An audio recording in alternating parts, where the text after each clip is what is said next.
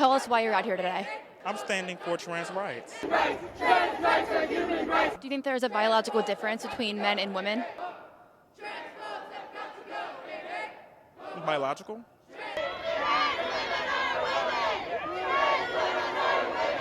I would stand for lesbian, gay, LGBT, bisexual, and trans community. LGBTQ2 plus.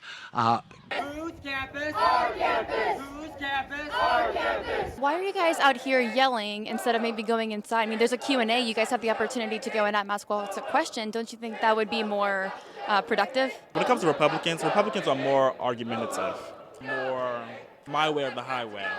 Matt can't swim. Matt can't swim. Don't you think this might be my way or the highway here? No. These fascists. These fascists. These fascists. Against that lane line. She's having a great race here, and she's going to get second. That will give her a lot of confidence. Remember, she's just a freshman.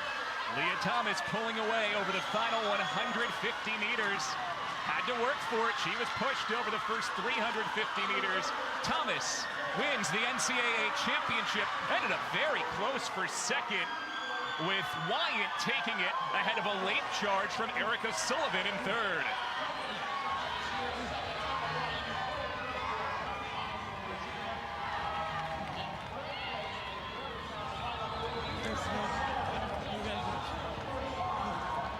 So there's your top two. Thomas on the right.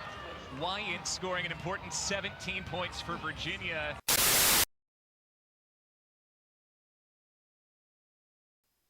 Leah, how did that performance measure up to your expectations coming into this meet tonight? I didn't have a whole lot of expectations for this meet. I was just happy to be here trying to race and compete as best as I could.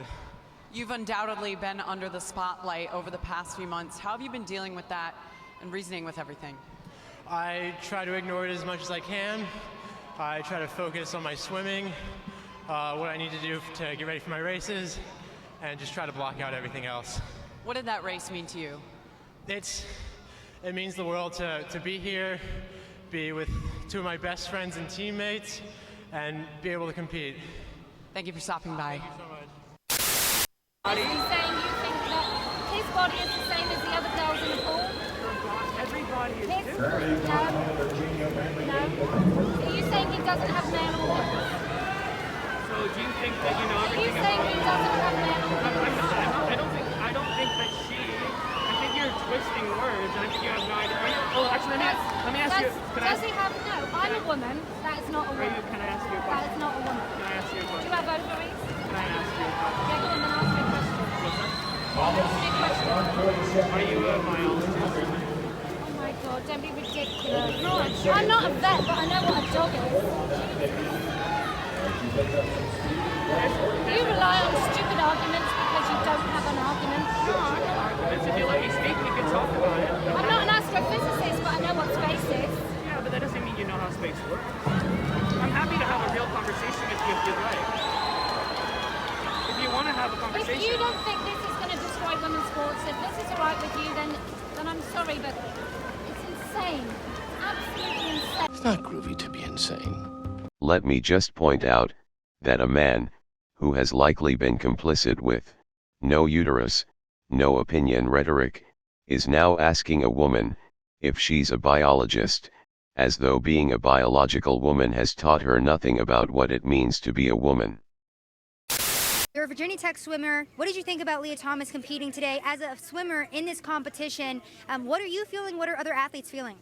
It's a common conception that we are all very disappointed and frustrated with someone who has capabilities more than us women have to be able to compete at this level and take opportunities away from other women. Like, I have a teammate who did not make finals today because she was just bumped out of finals, and it's heartbreaking to see someone who went through puberty as a male and has the body of a male be able to absolutely blow away the competition, and you go into it with a mindset that you don't have a chance, if that makes sense. Like, it's hard to compete against someone with the aerobic capacity, the muscle development, the body of a man. It's hard. It's hard to think about it like that. And staying positive, I bet, for other swimmers who are in that heat is probably overwhelming. I'm not sure, I can't speak for them, but it's disappointing to see and frustrating, definitely.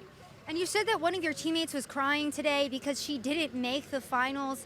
You said that she was 17th, Yes. and there were 16 spots. Yes. So Leah Thomas took one of those spots. Talk to us about what your teammate was going through and that experience. She was very emotional, and it's hard to see because it's her last NCAAs, and she really loves that race, and it was just heartbreaking to see that she put all her effort into it today, and when the best time that she went in a morning session before and still not make it back. It's hard to see someone who works every day, every night, still not be able to compete against someone like that. You competed against transgender track and field athlete June Eastwood, correct? Yes. What was it like competing?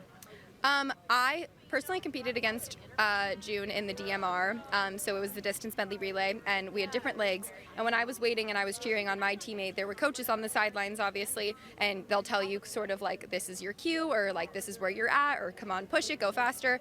And something that was really hard for me to hear was June's coach was on the sidelines telling June to slow down, as June was in first place. And so that was something that was a true sticking point for me in this whole situation, because I realized that this wasn't difficult for June. June had already competed at this level and faster before, and so even though they'd gone through this private hormone suppression therapy, it didn't seem as if it was really coming out as fair in any sense.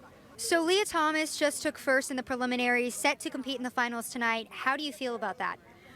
It's really discouraging seeing that Leah was able to beat the next competitor in second place by 5 seconds. I was trying to explain to some other people that are here that preliminaries are not as important as finals. The whole point of preliminaries is to get to the finals, and it's based on rankings and times and how you place in your specific heat.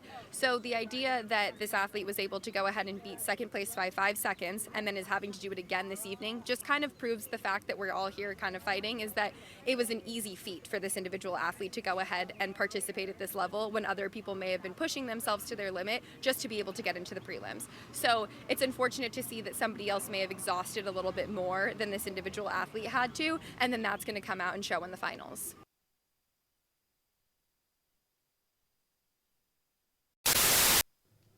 We're supposed to abandon all at once the fundamental truths that all of us know and have always known, and we're supposed to do it for no other reason than it will hurt people's feelings if we don't. It'll hurt Leah Thomas's feelings. Of course, his feelings are the only feelings that matter, right, when it comes to the swimming issue. His feelings and the feelings of other trans people, I mean, those feelings, for some reason, are supposed to outweigh the feelings of women who don't want their sports destroyed and their privacy invaded and their very identities appropriated and stolen and cheapened and fetishized and turned into a Halloween costume. The feelings of 1 million women are dust when stacked up against the feelings of one gender-confused man. All of reality is dust. Biology, science, truth, all of it is supposed to be thrown out the window because of one trans person's feelings. Well, I say to that, no. That's what I say. And I urge everyone in this room to say no to this. Don't affirm what you know are lies. Everyone knows it's a lie. Don't cooperate with what you know is wrong. Don't abandon what you know is true. Don't pretend to believe what you don't believe. So it takes a lot of courage in this world, I think, to say no. It's a word that's not said nearly enough. A guy like Leah Thomas has never heard it in his life, ever. No one's ever told him no. No one's ever sat him down and said, dude, no, this is not happening. But he needs to hear it now. All the gender ideologues need to hear it now. All of the liars and frauds trying to push and coerce and shame us into surrendering our common sense. All the cry bullies using emotional blackmail because they have no arguments. Everyone demanding that we pretend to believe what we don't believe. All of them everywhere need to hear it. No.